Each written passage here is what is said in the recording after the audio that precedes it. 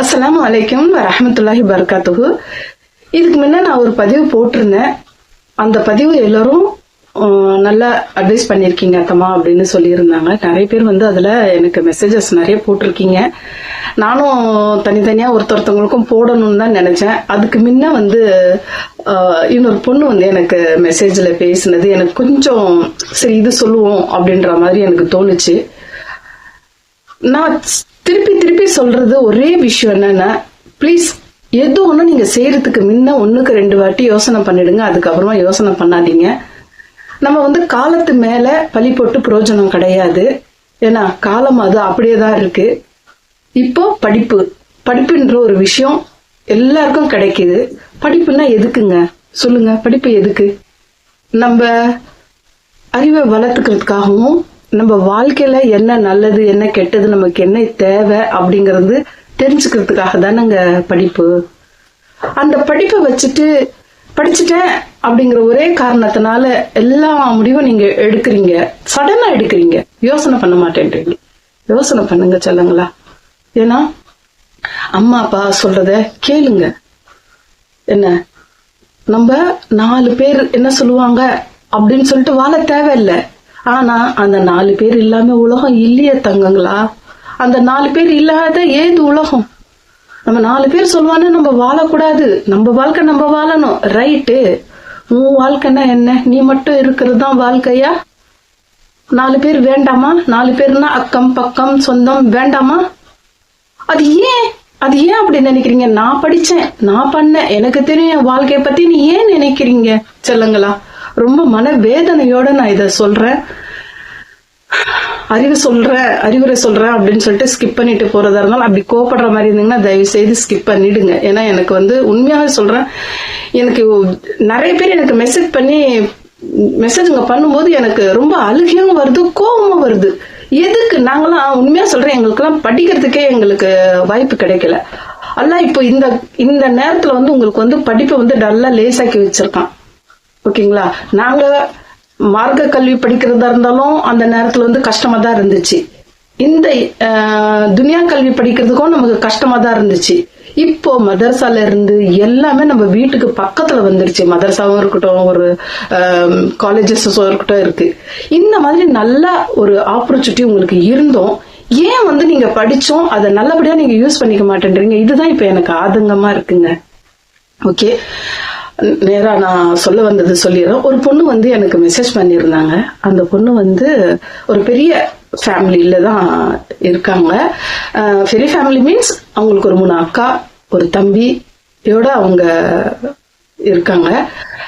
அக்காங்கெல்லாம் அவ்வளவா படிக்கல, இவங்களை படிக்க வச்சிருக்காங்க. இவங்க காலேஜ்ல சிட்டில போய் காலேஜ் படிச்சிருக்காங்க. படிச்ச இடத்துல லவ் ஆயிருச்சு. லவ்னு அவங்க ஃபேமிலியில வேண்டான்னு சொல்லி இருக்காங்க. இருந்தாலும் இல்ல நல்ல பையன்தான், ரொம்ப நல்ல பையன் அப்படின்னு சொல்லிட்டு கல்யாணம் முடிச்சுட்டாங்க. அவங்களும் சொல்லி பார்த்தாங்க. என்னங்க பண்ணுவாங்க இந்த காலத்துல, பிள்ளைகள் சொல்றது தானே சரின்றோம், பண்ணிட்டாங்க. கல்யாணம் பண்ணிட்டு அந்த பொண்ணு ஒரு கன்சீவ் ஆயிட்டாங்க. உடனே கன்சீவ் ஆயிட்டாங்க. அவங்க ஒரு 30 பவுன் 40 பவுனுக்கு கிட்ட போட்டு கல்யாணம் முடிச்சிருக்காங்க. அரேஞ்ச் பண்ணி மேரேஜ் பண்ணிட்டாங்க. அந்த பொண்ணு என்ன பண்ண, அவளா லவ் பண்ணி மேரேஜ் பண்ணதுனால அவங்க அக்காங்க ஒரு 2 முறை நம்ம தான் வீட்டுக்கு போயிருக்காங்க. அவங்க தம்பி ஒரு முறைய நம்ம தான் போயிருக்காங்க. அப்ப போய் அந்த தம்பி அவங்க அம்மாட்ட சொல்லியிருக்காங்க, அக்கா அங்க இருக்கிற இடத்துல எனக்கு ஒரு மாதிரியா இருக்கு, அவங்க சரியில்லாத மாதிரி தோணுது அப்படின்னு சொல்லியிருக்காங்க.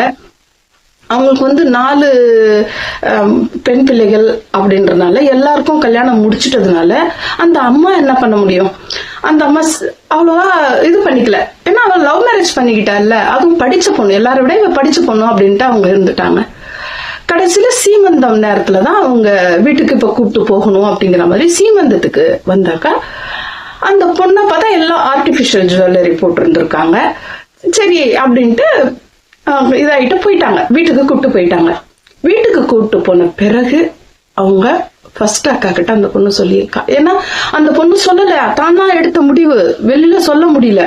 வேலைக்கும் போகல, கல்யாணம் படிப்பு முடிஞ்ச உடனே மேரேஜ் பண்ணிட்டா. அதனால இவ வெளியில உலகத்துக்கு ஒரு வேலைக்கும் போகல. என்ன பண்ண முடியும்? அவங்க அக்கா கிட்ட சொல்லியிருக்கா. இந்த மாதிரி நான் சரியான முடிவு எடுக்கலக்கா, இந்த மாதிரி தப்பான ஒரு பர்சன் கிட்ட நான் போய் மாட்டிட்டேன். அப்ராட்ல இருந்து இங்க கூட படிச்சுட்டு இருந்த பையன் அப்ராடு போயிருக்கான். அப்ராடு போயிட்டு தான் மேரேஜ் முடிச்சிருக்காங்க. ஆனா அதுலயே பாதிலேயே வந்துட்டு இருக்கான். சரி மறுபடியும் போயிடுவான் அந்த பையன் அப்படின்னு நினைச்சுதான் இந்த பொண்ணு இது பண்ணிருக்கா. கொஞ்சம் கொஞ்சமா அவங்க போட்ட 30 சவரன் நகையும் வாங்கிட்டு இருக்கான். அப்புறமா கொஞ்சம் கடன் வண்டி கொடுத்துருக்காங்க, அந்த வண்டி கொடுத்துட்டு இருக்கான், எல்லாமே கொடுத்துட்டு இருக்கான். இந்த பொண்ணு எதுவுமே சொல்லல. நான் அதுதான் கேட்டேன், என்னம்மா படிச்சிருக்கு இல்லையாமான்னு அழுகுறான். எல்லாரும் படிச்சிருக்கேன்னு சொன்னா எனக்கு புரியல, என்னுடைய இது எனக்கு புரியல அப்படின்னு சொல்லிட்டு என்ன பண்ணிட்டான்னா, அந்த பொண்ணு அங்க அதுக்குள்ள குழந்தை பிறந்துருச்சு. சரி இப்படியே நடந்துட்டு இருக்கு, சரி பாக்கலாம், ஏன்னா இன்னும் மற்ற சம்பந்திங்களுக்கு எல்லாம் தெரிஞ்ச ஒரு மாதிரியா இருக்கும். ஏன்னா அந்த அம்மா எவ்வளவோ இது பண்ணிட்டு ஆயிருக்கு. குழந்தை பிறந்து அங்க போயிருக்கான் அந்த பையன் பார்க்க. அங்க போயிட்டு தவறான ஒரு செய்கை செஞ்சிருக்கா, அதை நம்ம சொல்ல வேண்டாம். அது பண்ண உடனே என்ன இவங்க மருமக இந்த வேலைங்கெல்லாம் செஞ்சுட்டு இருக்காங்களே, ஏன்னா அது கொஞ்சம் ஊருனால எல்லாமே கேட்ட உடனே அவங்களுக்கு இன்னும் கொஞ்சம் இந்த பொண்ணுக்கு ரொம்ப கோவம் வந்துருச்சு. இருக்கும்னா அவங்க அக்காங்க தங்கச்சிங்க, அப்ப அக்காங்க இருந்தாங்க இல்லையா, அவங்க எல்லாம் வேண்டாண்டி இந்த மாதிரி பண்ணியிருக்கான் அப்படின்னு சொல்லிட்டு அவங்க ஒண்ணு சொல்ல, அவங்க தம்பி சொல்ல, எல்லாமே சொன்னோன்னே இந்த பொண்ணுக்கு ரொம்ப கோவம் வந்துருச்சு. நான் பிறந்து வளர்ந்த ஊர்ல என்னை கேவலப்படுத்திட்டியே, நான் தானே உன்னை லவ் பண்ணி மேரேஜ் பண்ணேன், என்ன இப்படி பண்ணிட்டியே அப்படின்னு சொல்லிட்டு. ஆனா எல்லாமே பண்ணுவானா, பண்ணிட்டு இவ ஏதாவது கேட்கும் போது காலில் விழுகிறேன் அப்படின்னு சொல்லிட்டு சமாதானப்படுத்திடுவானா. அந்த மாதிரி எல்லாம் பண்ணிட்டான். நான் என்ன பண்ணிட்டேன், அவனை பழி வாங்கணும்ன்ற ஒரு உணர்வு தான் எனக்கு வந்துச்சே தவிர அவனை மாத்தணும் அப்படின்ற எனக்கு தோணல அத்தமா. அதனால நான் கம்ப்ளைண்ட் கொடுத்துட்டேன் அவன் மேல கம்ப்ளைண்ட் கொடுத்தாக்கா எல்லாரும் சமாதானமா போங்க இப்படிதான் சொன்னாங்க. எங்க சொந்தத்துல இருந்து எல்லாமே சமாதானமா போக சொன்னாங்க. ஆனா எங்க அக்காங்க இருக்கட்டும், எங்க அம்மா இருக்கட்டும், அவங்க எல்லாம் இல்ல விடு அப்படின்னு சொல்லிட்டாங்க. எனக்கு அந்த நேரத்துல நான் மேரேஜ் பண்ணதே தவறான டிசிஷன் எடுத்தேன். அதுவும் இல்லாம இப்போ மேரேஜ் பண்ணிட்டு அதுலயே நிக்கணும்னு நான் நினைக்கல. எனக்கு ஒரு பையன் பிறந்துட்டான். எனக்கு அந்த நேரத்துல ஒண்ணுமே புரியாத ஒரு இதுல அவன் ஏதாவது பண்ணணும் அப்படிங்கிற ஒரு வேகத்துல நான் இது பண்ணேன். அவன் ஈஸியா வெளியில வந்துட்டான். அந்த பிரச்சனைல இருந்து வெளில வந்துட்டான். வெளியில வந்துட்டு ஏன் எதிர்க்கவே சிரிச்சுக்கிட்டு ஸ்டேஷன்ல இருந்து அவன் போறான். எனக்கு ஒண்ணுமே புரியல. அந்த நேரம் தான் நான் தப்பு பண்ணிட்டேன் அப்படிங்கிற மாதிரி தோணுச்சு. அவனை எப்படியாவது நானு கூட வச்சு அவனை நான் மாத்தி இருந்திருக்கணும். எனக்கு இருந்த கோபத்துக்கு நான் அவனை அப்படி விட்டுட்டேன். இப்ப ஒரு 6 வருஷமோ 7 வருஷம் ஆயிருச்சு. அவன் அப்ராடு போயிட்டான். அப்ராடு போயிட்டு நல்லா இருக்கான். ஆனா இப்ப எனக்கு என் பிள்ளையும் வளர்ந்துட்டான். இப்ப அம்மா அக்கா, அம்மாக்கு ஏஜ், அப்பவே அப்பா இறந்துட்டாங்க. அம்மா என்ன எப்படி பாப்பாங்க, தம்பி இருக்கான். இப்ப தம்பிக்கு மேரேஜ் பிக்ஸ் பண்ணிட்டாங்க. இப்ப தம்பி பொண்டாட்டி வந்தா என்னுடைய நிலைமை என்ன ஆகும்?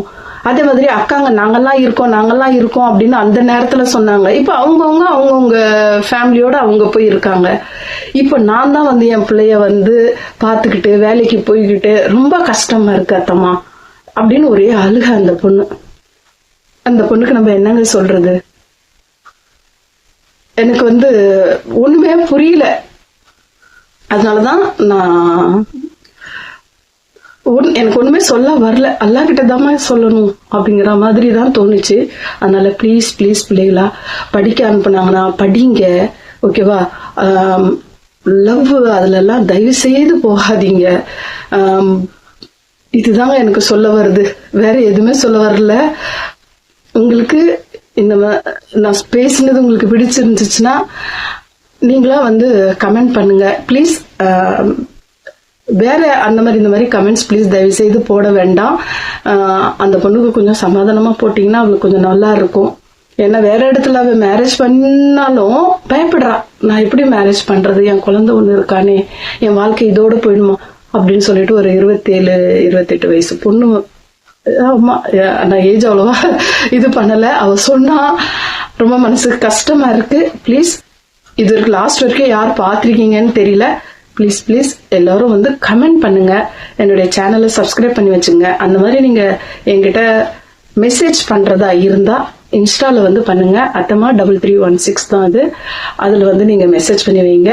நான் செலக்ட் பண்ணி எந்த மெசேஜ் நல்லா இருக்கோ அந்த மெசேஜுக்கு நான் கண்டிப்பா வந்து நான் ரிப்ளை பண்ணுவேன். அல்லாஹ் ஹாஃபிஸ் டு ஆல். மனம் பாரத்தோட தான் முடிக்கிற அந்த பெண்ணுக்கு அல்லாஹ் நல்ல வழி காட்டுவான், வழி காட்டணும். நான் வசிஃபாவும் சொல்லியிருக்கேன் உங்களுக்கு. அந்த வசிஃபா செஞ்சு அல்லாஹ் அவங்க வந்து நல்லபடியா வாழ்க்கை இருக்கிற வாழ்க்கை அவங்க வந்து நல்லபடியா அமைச்சுக்கணும். அதே மாதிரி படிக்கிற பிள்ளைகள் நீங்க அம்மா அப்பா என்ன சொல்றாங்களோ அதை கேளுங்க, அவங்க டிசிஷன்ல எடுங்க. ஒரு டிசிஷன் எடுத்துட்டீங்கன்னா நீங்க நல்லா ஹேண்டில் பண்ணி கொண்டு வாங்க. சரிங்களா? அல்லாஹ் ஹாஃபிஸ் டு ஆல்.